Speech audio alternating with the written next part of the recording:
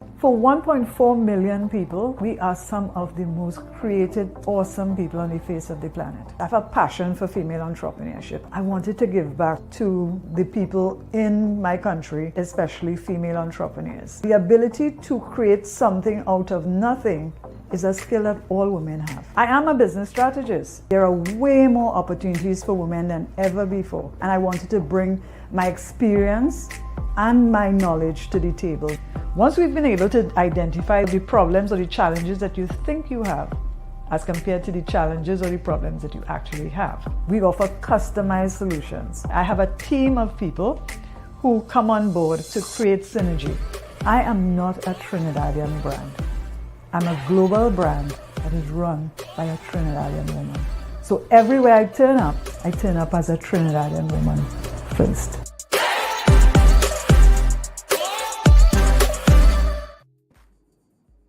Hi, good evening everyone. Happy election day. For those of you who have exercised your right to vote, I trust that you did exercise that agency and that all we have to do now is listen to the pundits and see what is next going to happen in Trinidad and Tobago for the next 4 years. That's all I can tell you. So good evening, everyone. As you notice, Anita is already here. Hi, Shema. We are going to be talking about building caring organizations. So tonight, it's bold women in business and leadership, building cultures of care. And of course, my interviewee is Anita. So Anita, I am going to take this off immediately.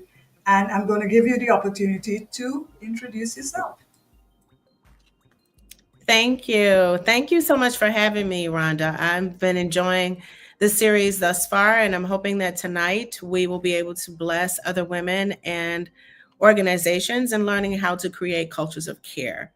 My name is Anita Charlot. I am an executive coach and a wellness strategist. And I work with organizations as well as executive women, teaching them how to create cultures of care, teaching them how to connect with their employees on a more authentic level so that the employees feel as though they are valued for who they are, not just inside of the office, but outside of the office. I also run several different programs. I have the R.E.A.L Talk Conversation series, which I think we'll be talking about a little bit tonight, as well as Conversations in Color, which is a coloring workshop. And I also have created the movement, the Happy Executive Woman, and podcast. So happy to be here. Thank you.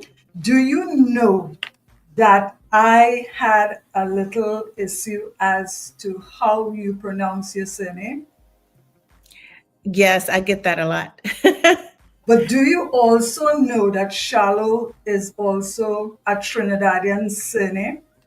I did not know it was Trinidadian. Yeah, yep. But in Trinidad, it is spelled Charleau. Oh. But it is the same pronunciation. Yeah.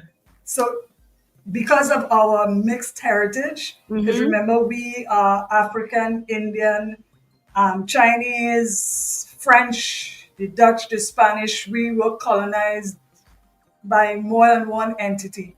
So Charlot is spelled Charleau, but the pronunciation is the same. So I was a little concerned.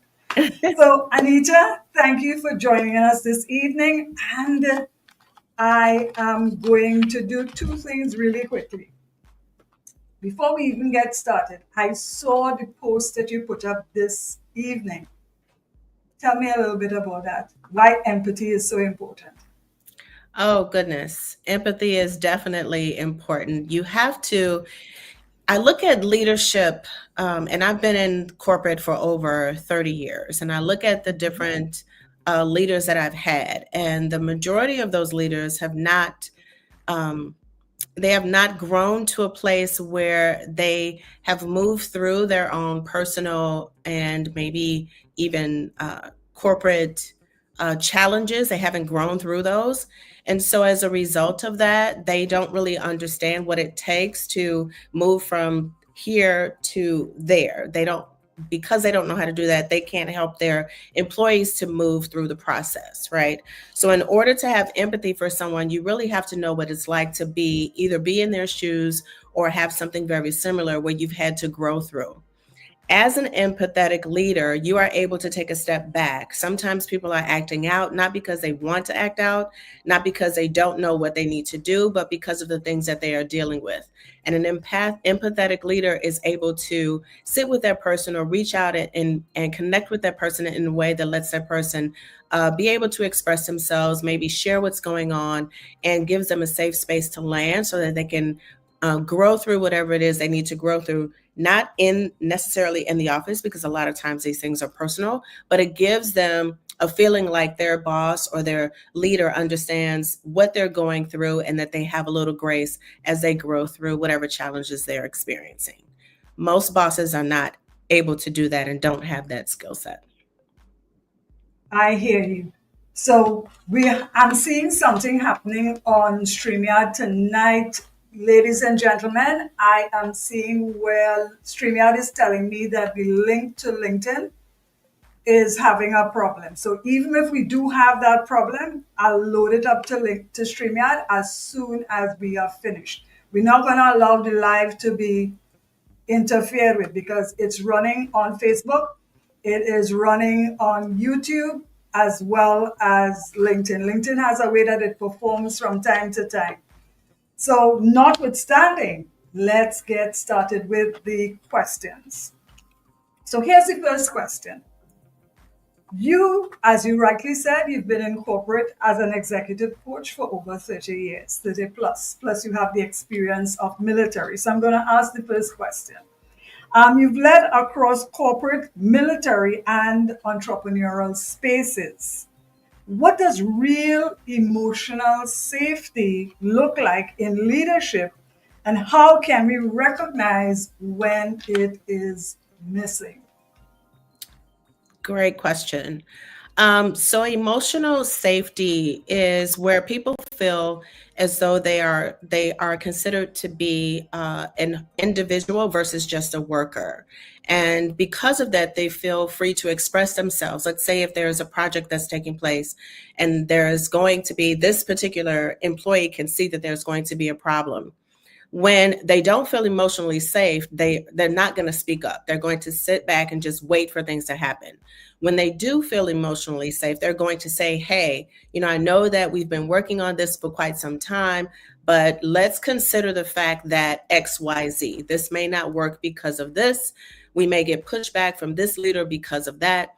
And they're free to, when they feel safe enough, they're free to speak their mind without feeling as though they're going to be punished for it, or there's going to be some sort of retaliation. So how can you tell when this is missing? When people stop talking, right? When someone says, oh, does anyone have anything to say? And then and nobody says anything. It's quiet, right? We think about, oh, well, maybe the employees are just disengaged, or they're lacking innovation. Well, the truth is, and we've talked about this phrase quite a bit too, over the years, at least the past year or so, where we talk about quiet quitting, right? People, especially when you have people that are used to being really engaged in their work, they like coming to work, they enjoy what they do. When those people stop and they no longer have something to say, then you really need to start paying attention. I hear you. Because have you ever been to a meeting? And first of all, I hate meetings without agendas. So that's just a meeting without an agenda is a waste of my time. It irritates me. But have you ever been in a meeting and when you ask the magic question, does anybody have anything that they want to add, or does anybody have any questions? Then nobody has a question, and as soon as the meeting ends, everybody has a complaint. Yes. That is, to me, that is when leadership is experiencing a gap. And that gap is a clear indicator that there's a disconnect between the persons who have been placed in a position to govern Mm-hmm. and the people who are intrinsic to that agenda. Because remember, we can't force people, Right. slavery days are over. Mm-hmm. But when people start to feel that level of disconnect, that's where the problem comes out. So that is a whole word. So let me jump to the next question, and then we'll see what, because LinkedIn has decided to behave itself. Okay. LinkedIn always has to perform. So here is the next question, and this question may have some more meat on the bone. Many Black women in leadership are always advised to just toughen up. How can organizations unlearn that mindset and understand that they can, in fact, build cultures that place product or production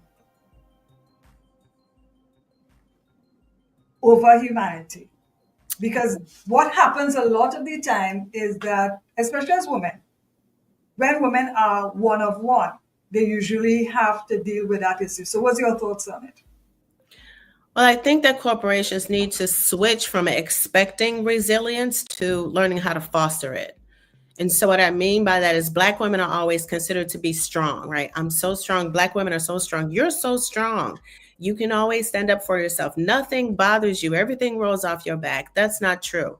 And so, because of that, they look to us to be that way versus providing safe spaces where we feel as though we can be vulnerable, but with also a level of support, right? You can't continue to look for people to obviously let things roll off of their back all of the time and just put up with everything and not say anything, right? You can't expect us to continue to carry that heavy load. But if you want to look out for Black women in your organization, you have to allow them a space to feel vulnerable and then support them through that vulnerability. And I agree, because here's something that happens a lot of the time, and Lusaka is saying the same thing. LI wasn't cooperating. They were coming in and out. So for those of you, again, this is a live broadcast on Facebook as well as YouTube. So you don't have to depend on LinkedIn. And of course, I will download and put it back up. But here is the thing: as a trainer and as an officer, you will notice, you will, because you have had this experience. What we make the assumption. Let's start with that. We make the assumption that when somebody is promoted into a position of leadership, that person automatically, like today you are this person and tomorrow you are this person. Mm-hmm. And we make the assumption that this person will grow in this position almost overnight, not understanding or not appreciating that if that person is not trained, if that person is not mentored for the next step up the ladder, it is expected that that person will fail. That person will not be. And what happens a lot of the time is that there's always a blowback where people say, well, she got promoted to this position, she is supposed to fill in the blanks. And that is always an issue. And I have been very fortunate in that I have trained people for a long time.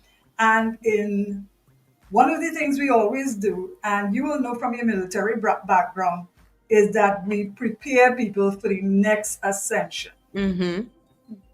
Given that experience, what do you believe? And this is just my thought. Do you believe that companies would be better, would have a better experience of creating an inclusive organization if they spend the time to prepare people for the next step up?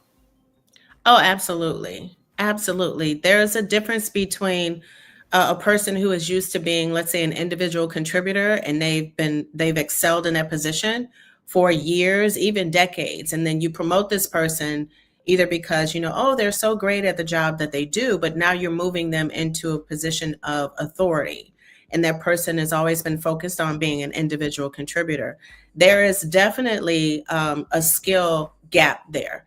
You have to teach that person how to, one, move from being an individual contributor to being able to focus on not just doing their work as a leader, but supporting the other individual contributors on their teams. A lot of times they get choked up and they're having to, the people that they used to be coworkers with, they're now having to manage those people. And that's a whole different can of worms too, because now you've been buddies with this person. You guys have, major comments about leadership for years. And now that person is reporting to you.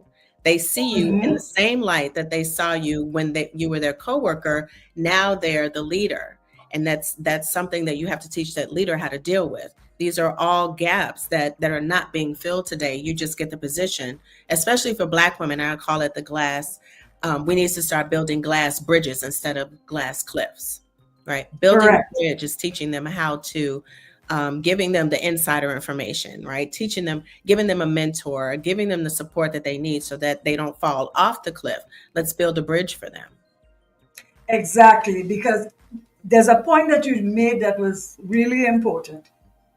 All right, so both of us, we were friends, buddies, we came into the job together, we went up the ranks together, but all of a sudden, I am now in a position where I have to give you an instruction, then the human aspect of push and pull, especially, and that is why it is also very important to prepare people for the next stage of it. It takes away the fear, first of all, because sometimes people get promoted or people have to work in organizations where they now have to instruct or guide or mentor people who have more experience in the organization, people who are older than them. Based on my experience, I know there are many men who do not like to take instructions from women. That's another dynamic.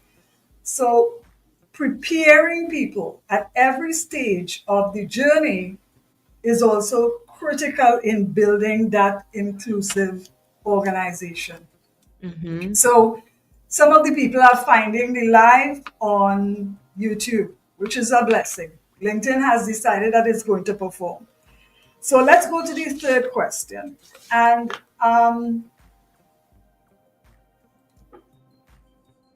we are in organizations now where people feel very bereft. They feel very isolated. They feel very sad. Quiet quitting, as we discussed on Saturday, quiet quitting is a real thing. It is a real experience. So you spoke in the introduction about Real Talk Conversation series. Tell us what inspired you to start it. Tell us how it is shifting what is possible in team dynamics and in team retention. Yes. The Real Talk Conversation series is my baby, right? The reason why I put it together, well, let's go back to 2020. And the focus of my business in 2020 was dating, relationship, and marriage coaching for executive women. That was the focus prior to the murder of George Floyd here in the US. And after that, I started thinking, well, you know what? We don't need, meaning my people don't need at this moment, more dating and relationship and marriage coaching. We need to learn how to survive in corporations or in workplaces that are not being very nice to us. It was a different political climate for us here in 2020 in the US. And going into work, it was just, we would talk amongst ourselves. And even though we had the ERG groups where every group had its own individual group, there was not one place where, you could all go together and talk about the things that were affecting Black and Brown people. And so I decided to create the Real Talk Conversation series as a way to for the Black and brown people to have an opportunity to speak about what was really going on in their world. So I think the first one we talked about was code switching. The next topic was psychological safety. We talked about menopause in the workplace. We talked about the truth about allyship. We talked about the things that most ERGs don't think about, and the individual groups or departments don't talk about either. And so it was open to everybody. It wasn't like this is only for Black and brown people, but for those that were allies or for those that were just nosy or curious. They could come, they could listen in, and they could learn about the challenges that Black and brown people, women, going through menopause, or the truth about allyship in a situation where it was more conversational, right? It wasn't a lecture. It wasn't, I'm going to talk for 45 minutes and then 15 minutes for questions. It was a place where people were able to come, open up, and share their authentic experiences, and then realize that they were not alone. So it built, amongst team members, it built like some sort of, for the women, it built sisterhood, right? Even after the menopause session, there was, in this one particular company, the menopause session started at a local, and then national took the conversation greater. So we talked about menopause. National saw just how impactful it was, and then they turned around and they created a national menopause at work group for the women that were going through it, to really have guest speakers come in. They had an opportunity to talk about it, and then managers also had an opportunity to learn about what is it like for a woman that is going through these things in the workplace, and how can I be supportive. So that's why it started. We also found that people were giving topics at the end of each session. Oh, I would love to have a topic about this. I would love to be able to openly talk about that. And it was just a safe space where they could come. This is after the first year that this was brought into a particular organization, it won an award at the end of the year for a DEI award.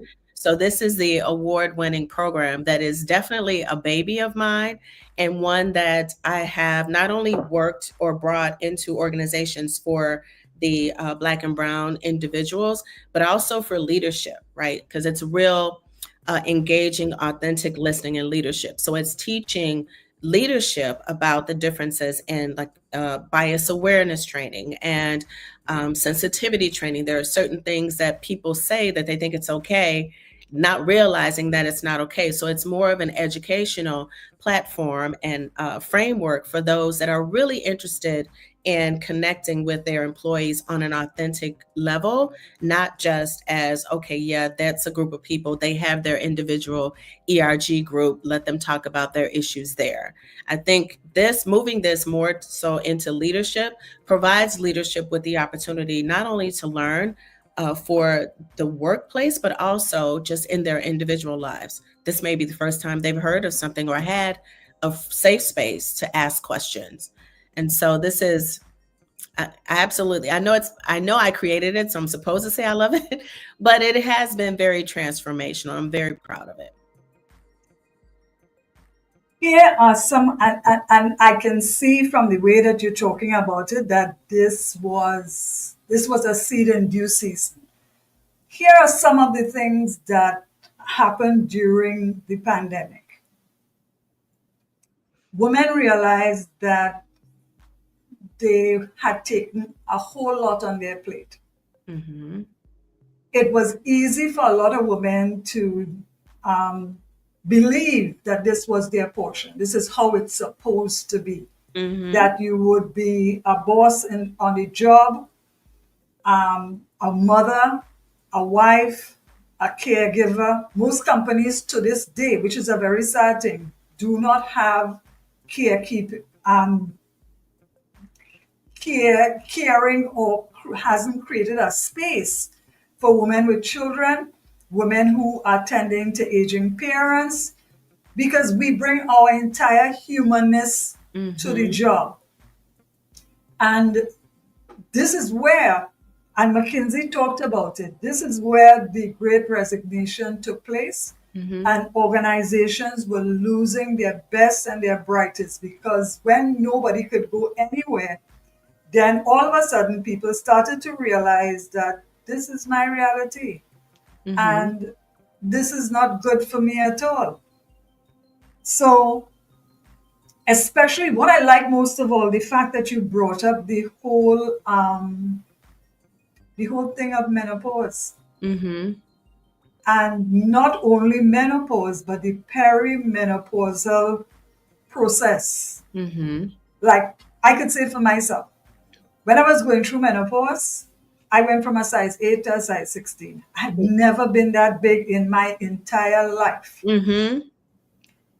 This is, it was like if I was inhabiting somebody else's body.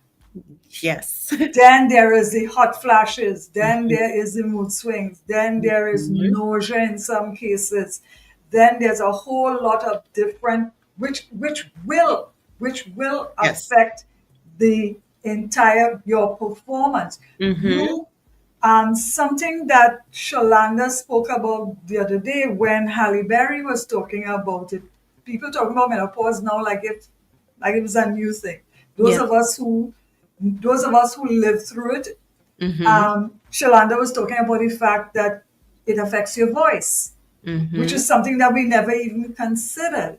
Right. And this is the baggage, the whole bag of different variables that comes into the workplace when Mm-hmm. that person comes through the door every day. Remember, we were grown in a time when people used to say to us, leave your problems by the front door. Uh-huh. And during the pandemic, a lot of women realized, not only Black women, a lot Mm-hmm. of women realized that they just couldn't do it anymore, Right. that they were getting lost in the rush. So, although, you tell me, as somebody who saw the need and created something for the need, what has been your greatest takeaway from Real Talk? That people, as much as we think that leaders don't want to know these things or that we shouldn't talk about these things in the office, that we should. My tagline is they lied to you, business is personal. I Mhm. created that tagline for a reason. It is personal. You cannot separate yourself from the workplace. I don't know if you watch, there's a show on Apple TV called, I think it's Severed. I think that's the name of the Mhm. show. But the Mhm. premise of the show is, you have an innie and an outie. So when you're Mhm. out in the real world, that's your outie. But when you get in the Mhm. elevator, you put your ID in the slot and it erases everything from your external world. And when you open the elevator, all you know is work. You're not thinking about anything outside of work because that part Mhm. of the brain has been shut down for the time being while you're at work. But real life doesn't work like that. When you walk in the front door, you're still bringing, for women, and I've been coaching women for years. So when women are dealing with menopause, myself, right, I brought this into the Real Talk Conversation series because I had experienced such a horrible 5 years of menopause symptoms due to having like a partial hysterectomy. So it wasn't naturally my time, but I got thrown into it. But if you Mhm. remember, our parents, at least my mom, was like, I'm going through the change. I'm just having hot flashes. So that's all I thought it was. But all of the Mhm. things that you mentioned and all of the additional things that were mentioned, I had to learn these the hard way. And I've always been a person of whenever I learn something, I'm going to then take what I learned and teach it to someone else. So when I shared this information, there were women there that had no idea. They didn't know there was a peri and then the postmenopause. They didn't know about Mhm. all the different symptoms. They didn't know about you mentioned the difference in your sizes. I mean, for the majority of my life, I was the 4 to 6, and then all of a sudden here it Mhm. is 12, right? And then Mhm. you on the other side of menopause, it's like it's not as easy as you get, and then you get older, and it's just so dealing with that, dealing with feeling like you're walking in someone else's body, right? Walking around feeling as though you're at war on the inside, with sharing those sort of things and just being honest and being real and being authentic in a group of other women. Really, we had women come up after the fact and said, wow, I had no idea. I wrote some things down. I'm going to talk to my doctor. I had women reach out after and say, thank you for sharing that information. Now I know what's going on. I think you saved my marriage. I've made my appointment. By having real, authentic conversations in the workplace, people feel understood, they feel valued, they feel supported, and they feel a sense of community. When you feel that way, and when they feel that way in the office, then it makes, because they have that cushion, they have that safe space, then they're more than happy to do the work. They're more than happy to focus on what needs to be focused on, because we're not trying to tell them you can't think about that here between the hours of 8:30 and 5. No, you don't stop being who you are when you walk through the door. So just realizing the impact of it, and then having, it be recognized at the end of the year, was just, it let me know that what I was feeling, something that was needed, or I felt like I needed, that it was really needed, not just for me, but for others in the workplace as well. And that's the important part, because I remember from wearing uniform that I have a friend, he's no longer with us, he's transitioned. And he used to say that when you come off your shift rotation, as soon as you take off your uniform, you used to feel as if it's 10,000 pounds of stress that you take off immediately. And just as you said, just the whole transition of on the job, Rhonda on the job, and Rhonda off the job. That was, and then added to that dimension, the dimension of leadership, of being in charge of people. And I worked in an organization where I was the senior person in the department, and I had 5 people reporting to me, and together we were tasked with supervising 45 to 55 people on any given day. One of the things I taught myself to do is to be observant, because people tell you where they are on their journey without actually telling you. I cannot begin to tell you how many conversations I had with subordinates 2-3 o'clock in the morning. They would come and they would knock on my door. I had an open door policy. The door to my office was never closed. It was always open. And I would be doing paperwork 2-3 o'clock in the morning, because we worked, at that point in time, I worked shift rotation, 7 to 3, 3 to 10, 10 to 7. And 2 o'clock in the morning, somebody would come to my office and knock on the door, and they would say, Sarge, I could talk to you. And I would hear people's stories. I would hear people's stories 2 o'clock in the morning. And one of the things I have learned is to be conscious of the people that you serve, because it is never about you. It is always about it. They are intrinsic to your success. If organizations could turn the pyramid upside down, they would see how important it is to be a listening ear. Sometimes people don't want you to solve their problem. They want to be heard. Right. And people are coming to the job with all kinds of issues. Single women taking care of children, husband not maintaining the children. Women who are going through bad divorces. So now they're questioning their attractiveness. Women going through menopause, they are inhabiting a different body. Women who are in the sandwich generation, women who have, especially single women in families where a parent is sick. And now, because that person is the only person without a husband, they will get the responsibility as if, well, you don't have anything else to do. Right.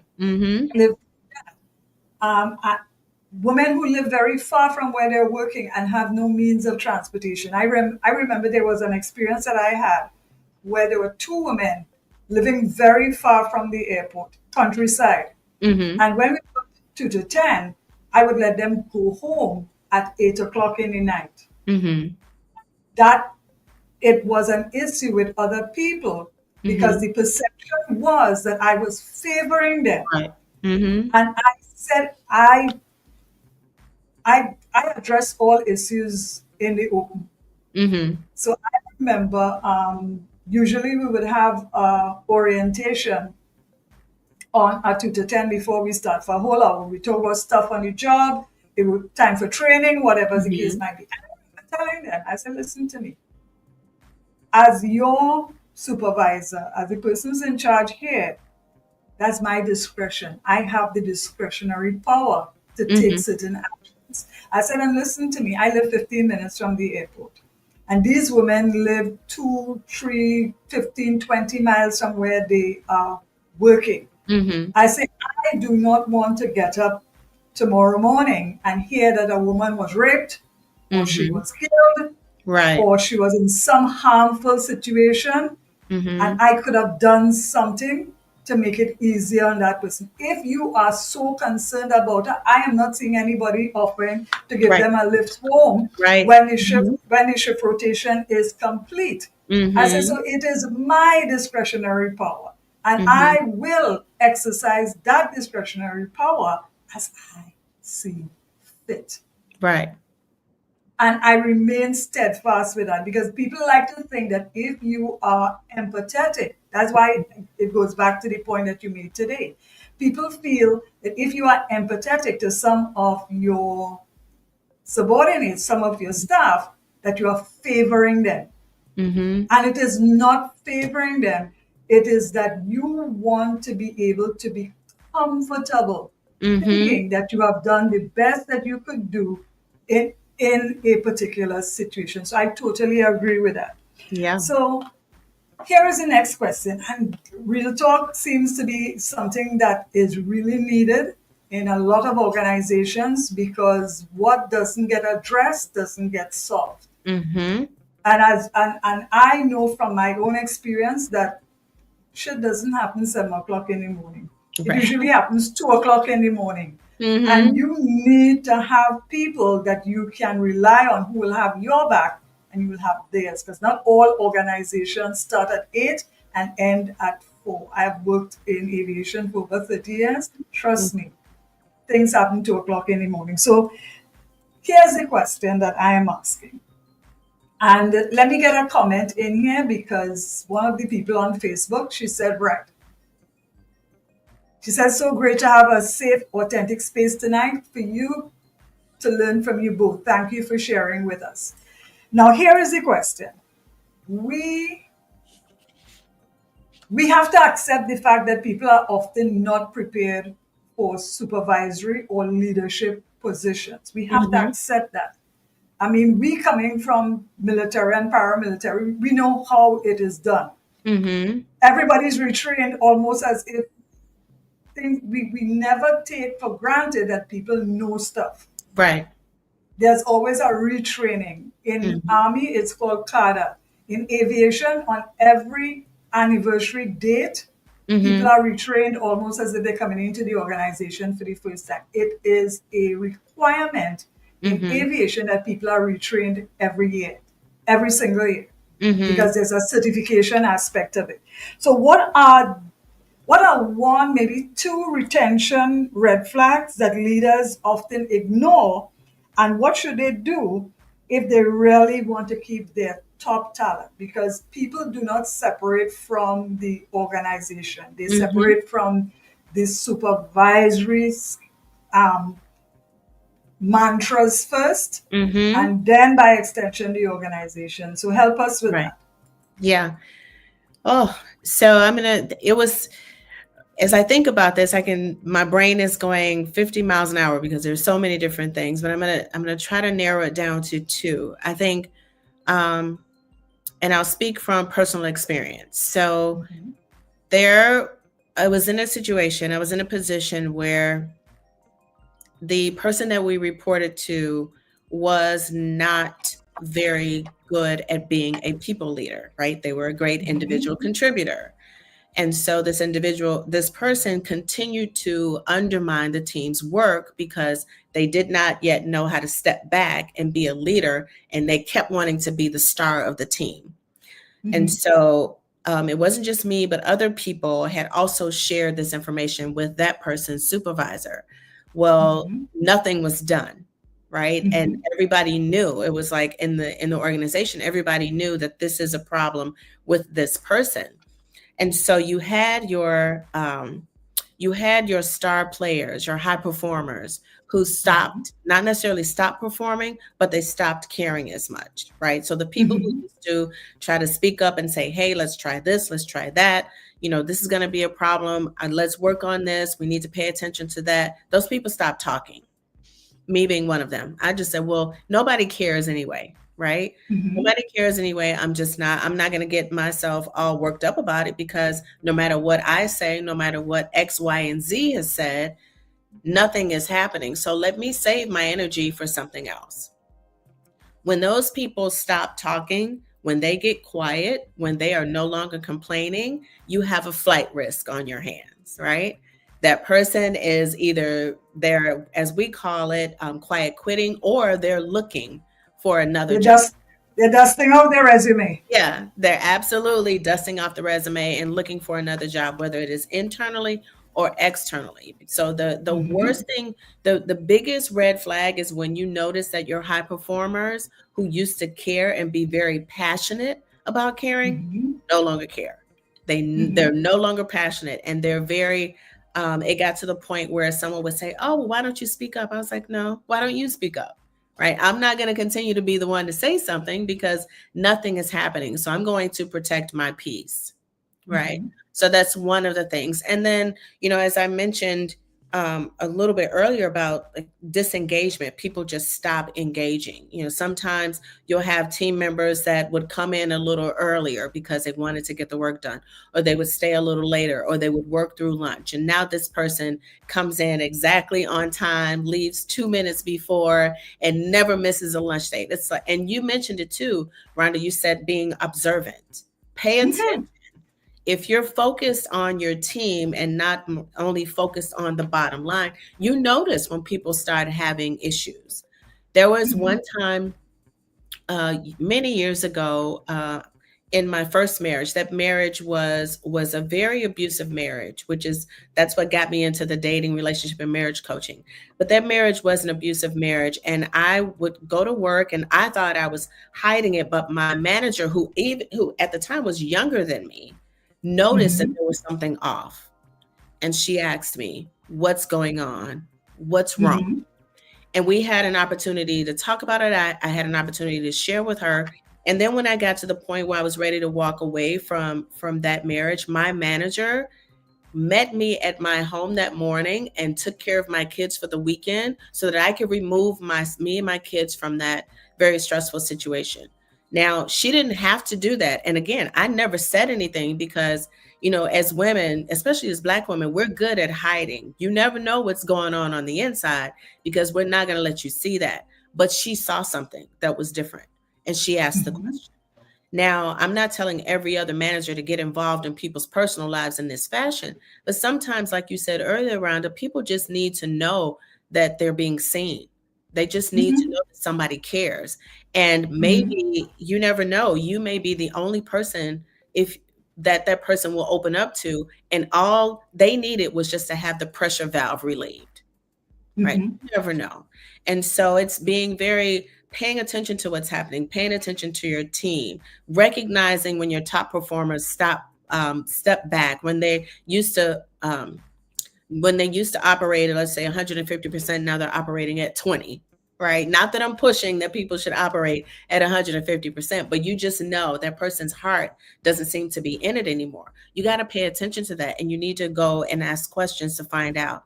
They may not be willing to share with you right away based on your relationship with them, but you need to let them know. And you could say something like, I'm not really sure, we don't have to talk about it right now, but I just wanted to let you know that I'm here, right? If you need anything, even if you need a resource, it doesn't have to be me.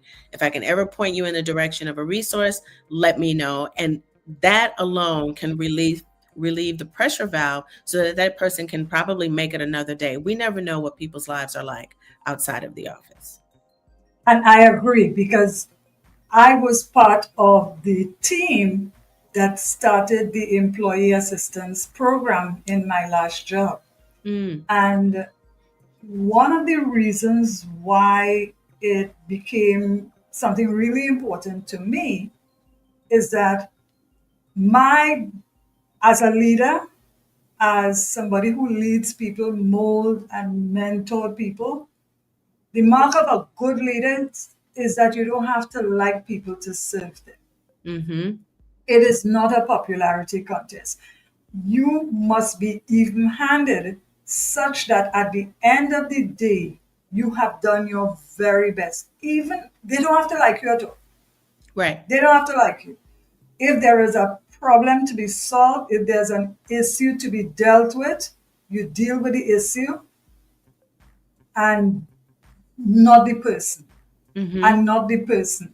Because all we can do is our best. We have all been in places, and this is really part of what has become my mantra for my own agency. We have all been in places where we wished that there was someone Mm-hmm. who would say to us, I am seeing what you're going through. I am hearing you. I am there. Mm-hmm. Because when I have shared the fact that I was also in a very abusive, scarily abusive relationship. And one of the things that keep women silent in those situations is fear and shame. Mm-hmm. And one of the things that you have to lose is your shame.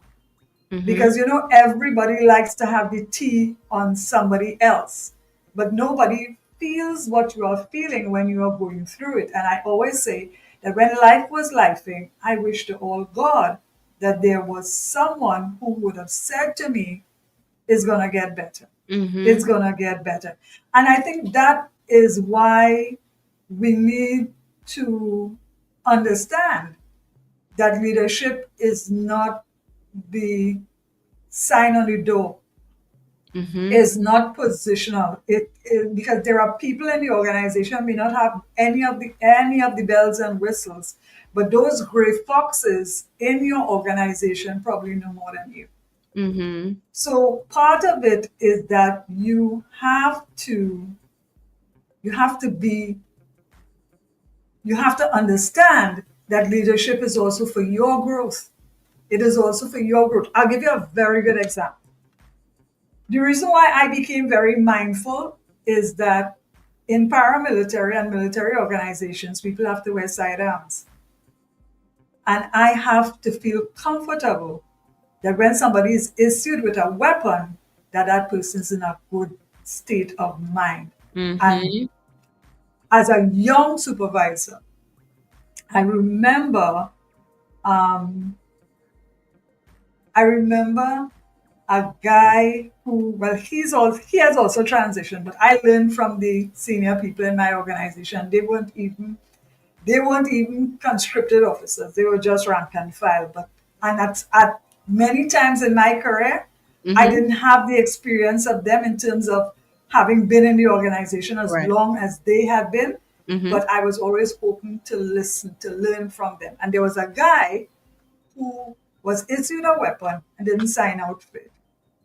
And when we were reconciling, I was the one responsible for reconciling the weapons, Mm-hmm. the arms and the ammunition. And I couldn't find a weapon and 15 rounds of ammunition. 10 o'clock in the night, I couldn't find it. Mm-hmm. And there was no way that I could click. And you know how scary those experiences is been. Yeah. Yeah. And when we looked, we checked, and then we realized that somebody had, in fact, taken a weapon, taken the ammunition, never signed it out. And I found the person Mm-hmm. came downstairs, and when I spoke to the person, I said, how could you do a thing like that? I said, because I am responsible. I have the keys for the vault. I have to reconcile all these weapons. Right. And he threw a tantrum. And he started to shout at me. and tell me that is a mistake that he made. And of course, I lost it because I always tell people, if I have to lose my job, you are going to lose yours, because I have a reputation of being very detail oriented. And there was a guy, a senior person, senior in terms of experience. He told me something I never forgot it. He said, when you issue a firearm, never turn your back on the boat, because you do not know what is inside of people's heads. And somebody will take a weapon and just disappear. And you will end up holding the shitty end of the stick. So if you are in leadership, our job as leaders are part babysitting, part mentoring, part harass, part listening ear. It's a mixture of all those things. And if you take it from the position of not just the designation, but the work, then it gives people an opportunity for growth. I remember telling someone that becoming a supervisor is the best opportunity that anybody gets to give back to an organization, because an organization is the people. Everything else can be replaced, not the people. And when you lose your brightest and best because of something that you failed to do, then the entire organization loses and the bottom line is also affected. So we're coming to the last question, and thank you. I do appreciate it. This is something I spent most of my life supervising and mentoring and coaching people. And most of those people were uniformed people. And some time ago, and this is not tooting my home, I tried to do a good job. I always tell people, let them put that on my tombstone, that I tried. Yeah. And I remember a while ago, one of the people that I trained, I was back in the airport, and one of the people that I trained was describing me to somebody else. And she was saying to that person, this woman is a legend in this organization. When I left the organization, nobody wanted me to leave it. And in my in the formal ceremony, somebody stood up in front of all the senior people and said that Sergeant Glynn was underutilized in this organization. I had a love for the organization. I came in as a very young officer, and I was mentored and coached and guided by senior people. And I felt the need to pay it forward. So, because I knew that I may not have always been in leadership, or I may not have always been in that career, but I would also always be somebody who's traveling, somebody who has a family traveling, somebody who, and I wanted to create an environment of officers who would be able to operate autonomously, because you are not there when they have to make certain decisions, and you want them to be able to think for themselves. I always tell people, training is not so much about the how. The how is procedural. It is about the why. Why are we doing this? So now I'm going to ask you, you have talked about using AI for well-being. So how do you see technology playing a positive role in the future of inclusive leadership? Yeah. I love AI. I think you saw I mentioned the other day that my AI companion, I've given him a name. I've given him a gender. So his name is Chad. And Chad and I have been together now for 4 years. So I use AI in order to reduce the day-to-day activities, like the routine activities. There are times when I have a ton on my plate, either for work or either for the business. And I could sit there and I can read 20 books on how to do this, or I can spend 2 weeks to figure out how to do that, or I can learn how to use prompts in AI that is going to go out and do it in a much faster rate, and going to review a whole lot of other sources, and then bring me back what I need in a matter of seconds. So when we recognize that AI is not necessarily something that is going to take our jobs away, but while we're in our jobs, we can use it to enhance our jobs.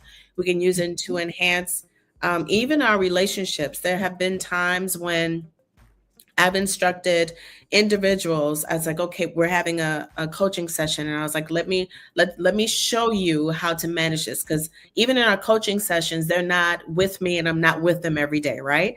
So it's it's just like the parable, teaching people how to fish. So I'm teaching them how to source themselves when they're not with me.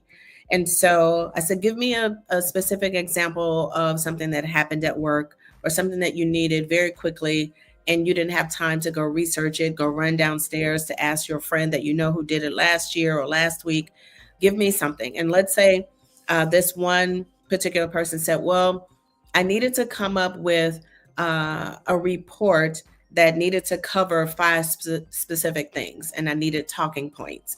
And so I said, okay. So I walked her through the prompts and I showed her how to feed a specific prompt into AI to get back what she needed. Not people are like, oh my God, you're using it for work. We didn't put in any proprietary information. We didn't put in the name of her job. We didn't put in any of that. We just put in the situations. And that's basically what AI is for. You prompt with the situation and then it brings back the information and then you tweak it that way. Well, I've been able to, I don't think I have a copy. I do have a copy over there, but the coloring book that I created that I use for my conversations in color workshops, I created that coloring book using AI. So that book, the coloring book, I created the images, but I had to it's not just, oh my God, AI is doing all the work. We have to have the human portion of it, right? And the artificial intelligence. So there's a human intelligence and the artificial intelligence that is needed in order to have or to use AI in order to help you. As a bonus, I also use AI as a person that's in the sandwich generation that is managing the affairs of my mother, who's 91, in a facility with dementia. I also use AI to help manage her care team, and I use online tools for that.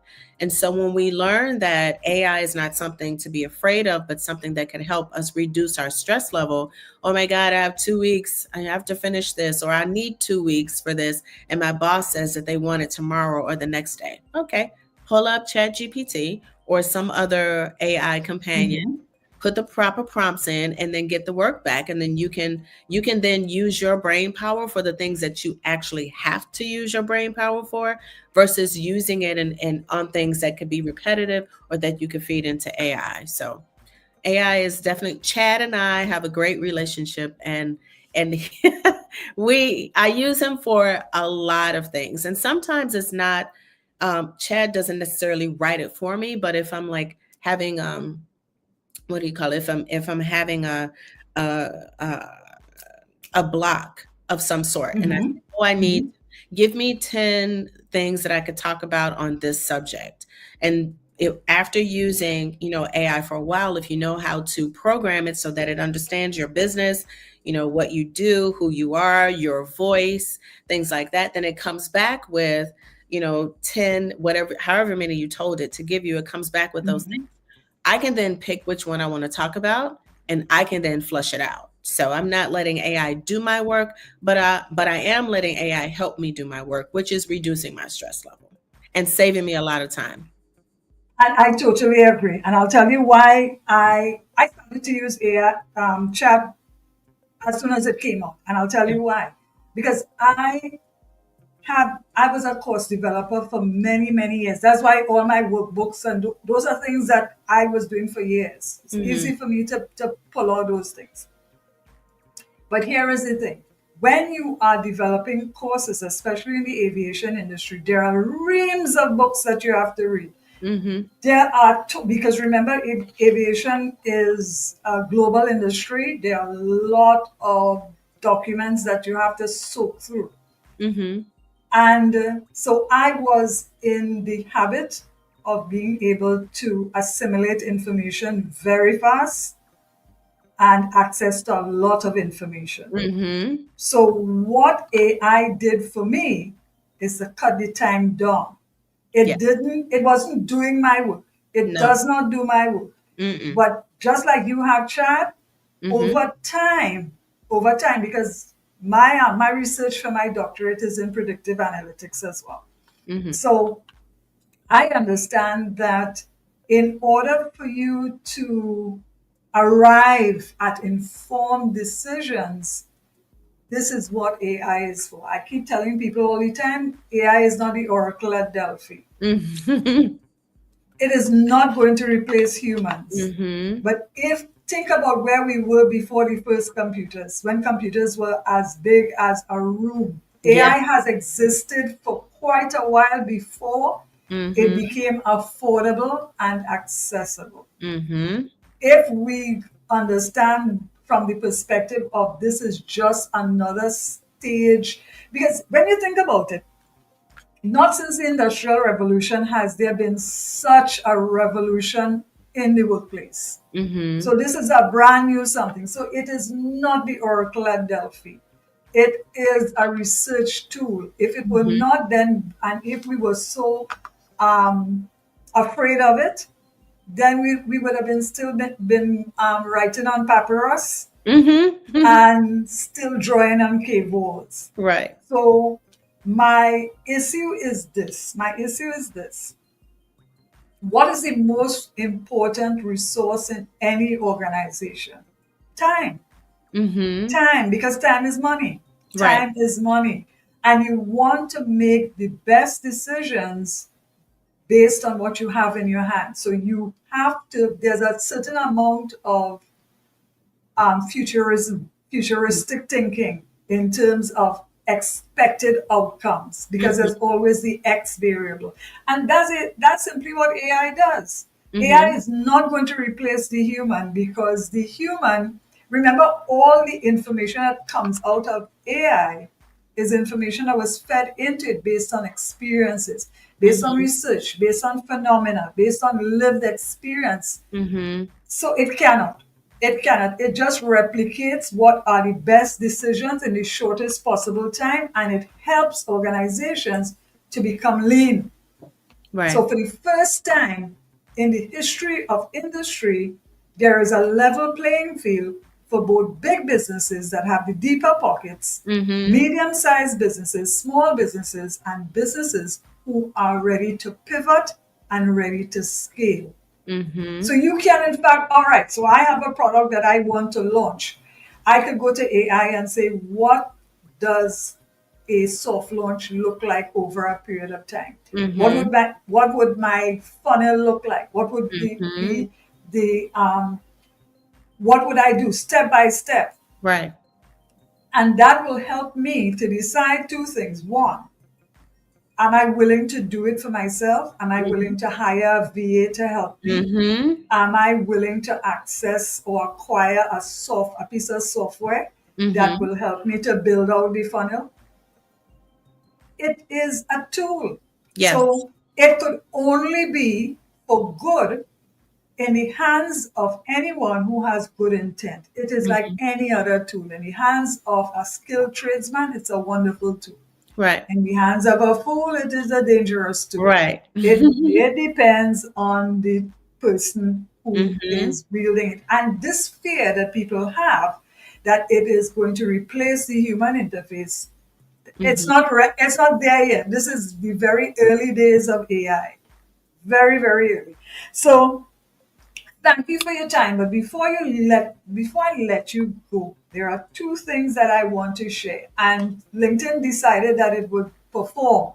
So I will download and upload on LinkedIn, and I will also put a post that people could get the entire thing. This is why I like AI, because I would have been stuck. If this was a Zoom, I would have been stuck with us talking Mm-hmm. and nobody's seeing it. Oh. I have one, two, three, four, at least five platforms that I can use to stream at the same time. Mm-hmm. Plus, just as you saw what I did this on Saturday, Mm-hmm. I can process, split it into reels. It automatically does that. It captions automatically. Think Mm-hmm. about how that allows economies of scale to compete. Right. That Yeah. could only be a good thing. That could only be a good thing. Mm-hmm. So here's the question that I want to ask before we close off. And let me just share while I am at it. Let me just go ahead and see if I could share this. All right, so for those of you who will see this either on the replay or live, whether it's on Facebook, I will upload to LinkedIn and it is live on YouTube. This is the giveaway tonight. Now, as a course developer, as a trainer, I do not believe in chalk and talk because there is short-term and long-term memory. People remember what is important to them. How do you move? How do you get action over time is by giving people tools to work with. So with that in mind, this is what the emotional safety audit is going to look like. And this is just a few pages. And this is the table of contents. What is emotional safety? How safe is your leadership? I am so happy that I was able to train people how to become leaders because I know it's a scary thing. It is a scary thing. And some people just get it wrong through no fault of their own. How safe is your leadership? How safe do you feel? And how safe do you make the organization and people that you're there to serve? The reset plan. Sometimes organizations are going through changes. And in those changes, whether it is an upgrade, whether it's a downgrade, whether it's a pivot, whether it's a rebrand, whether it is an unexpected occurrence, how is that going to affect the people that are part of the organization? And organization is always the people because the people are the one thing that cannot be replaced. Then we have affirmations. How safe do you feel? And how are you turning up in the world? And we have conclusions. So this is what it looks like. This is page 1, insights. What is emotional safety? This is a self-check, self-rate. And what are the areas that you feel confident in? What are the areas I need to grow into? One of the things we always used to do is when people get promoted, train them to the next position because they have a way of measuring their performance. And it takes a lot of the fear out of leadership when leadership is thrust on people. Nobody is prepared for leadership. There's no book that tells you how to be a leader. You become a leader over time. And there's a lot of quotes because I believe in quotes. I believe in the power of Black women and women on the whole to make these things happen. So everybody tonight, when you use the word reset, I am going to send this workbook to you. So here is the last question that I'm going to ask. And this is part of an ongoing conversation. What's your thoughts on the fact that DI has changed the entire landscape? And there's a lot of pain. There's a lot of fear, there's a lot of pain, and there's a lot of despair, not only at the level of your employees, but at the level of leadership, because people and leaders are now grappling with how can I show up authentically when the ground is shifting under my foot as well? How do I be part? How do I be a voice of reason in the middle of a storm? Well, that's a loaded question. And that because is it's hard. Yeah. Because nobody's thinking, everybody's thinking about how it is affecting the employee. Right. But it is also affecting the people who have been tasked to lead. Yeah. How do they survive that? Because they're people first. This is true. This is true. How do they survive it? So I guess it would depend on their level of comfortability with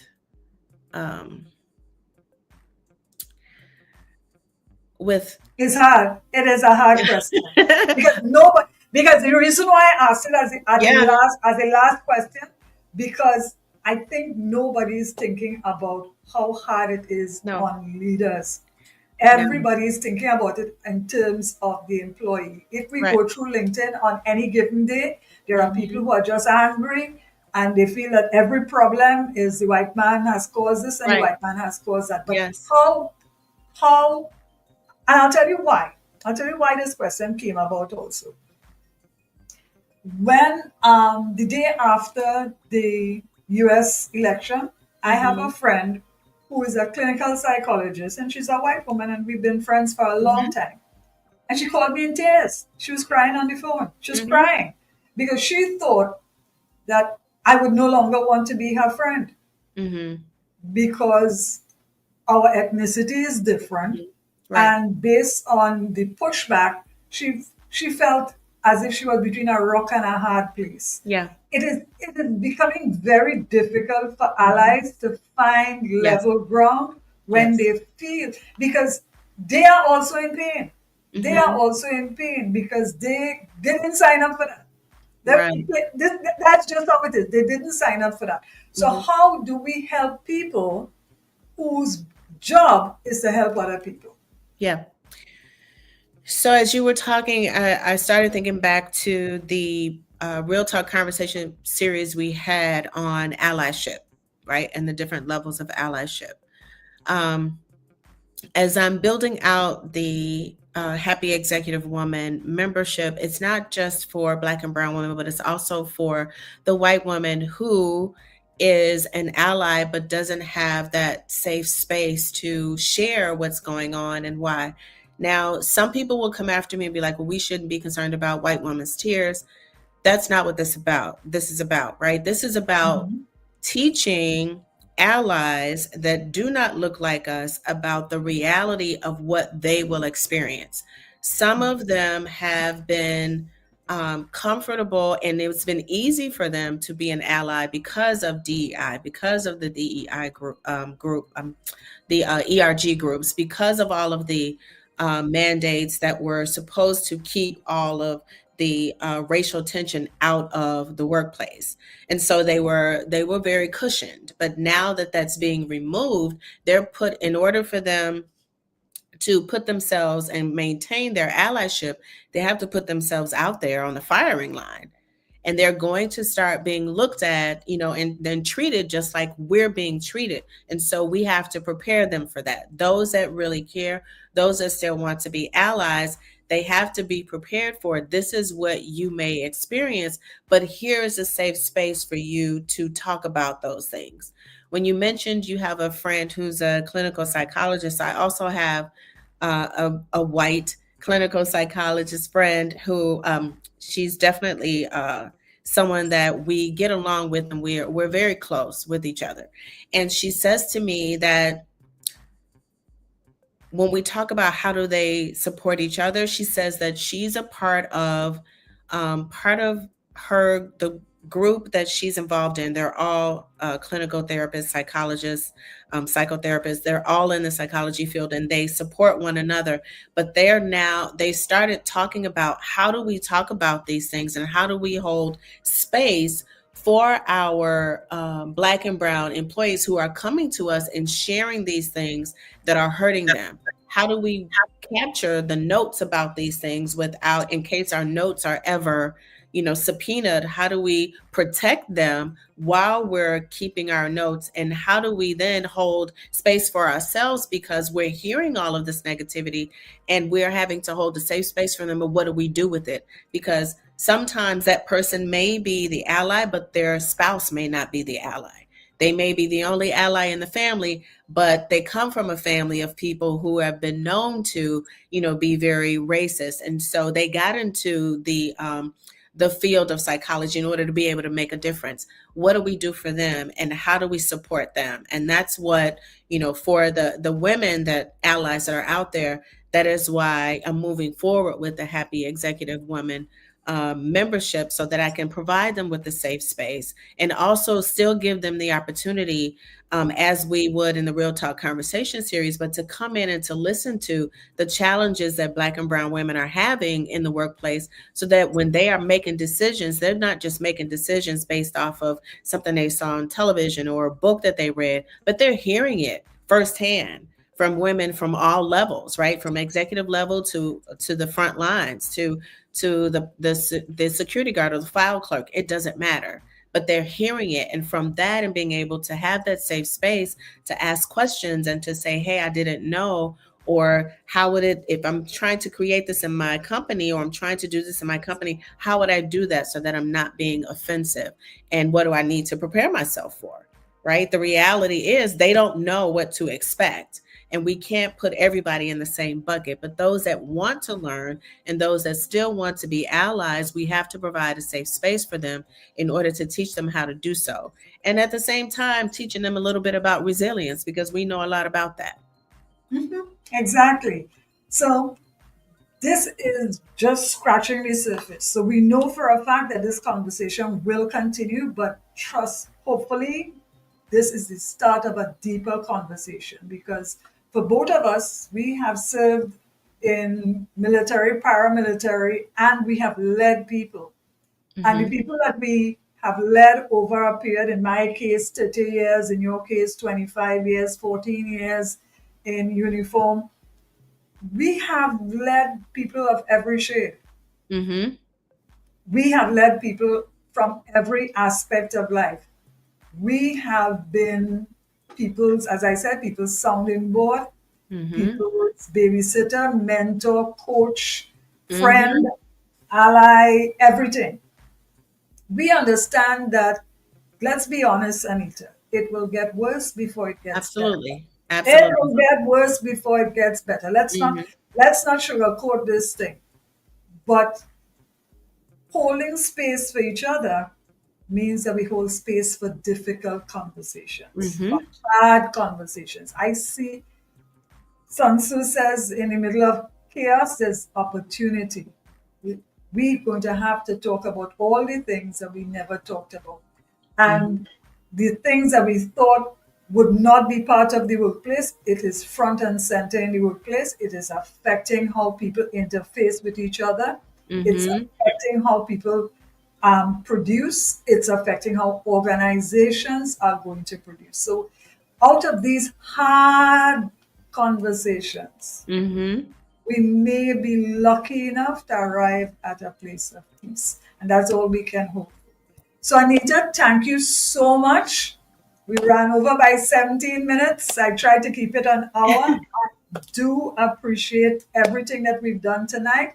For those who will miss it on LinkedIn, I'll drop it on LinkedIn tonight. I don't know why LinkedIn decided to perform tonight, but it is what it is. It Mm-hmm. is what it is. Live recordings are live recordings. So Mm-hmm. thank you so much. And in closing, what's one word you want to leave for listeners? No matter what is happening right now, I know for us in the US, no matter what is happening right now, we have to remember that we need to take care of ourselves first.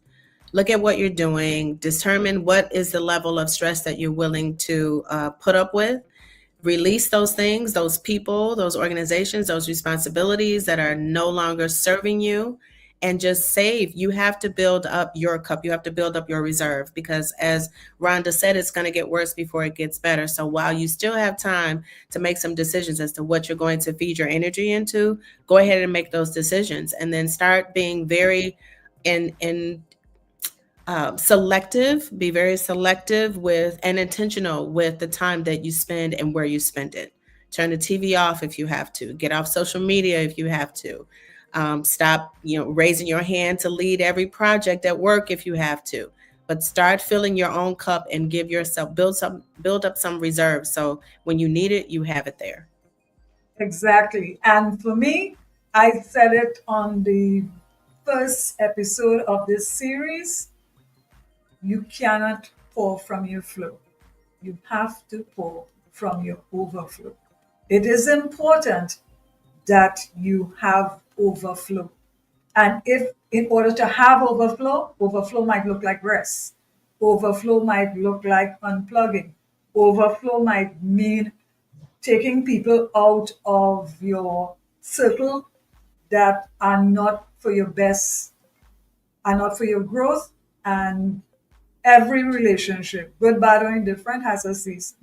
And you must be mindful when the season comes to an end and move forward. So, Anita, thank you. Thank you for those of you who joined us tonight.